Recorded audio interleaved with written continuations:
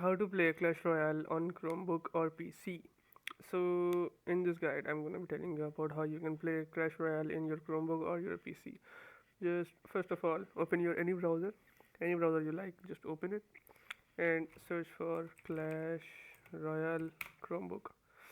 Click on the first link, Clash Royale apps on Google Play. Just click on it, and here you can see Clash Royale is given for free from Google Play. We can also play on PC.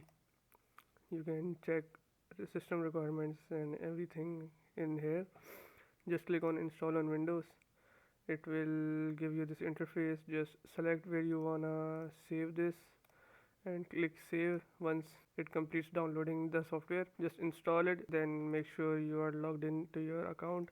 Log in your account, download Clash Royale from Google Play, and so that is it, guys. That's how you can play Clash Royale on your Chromebook or PC or more devices as well. So that's it for today's video. If this video was helpful for you guys, so please consider subscribing, leave a like, comment, and thanks for watching.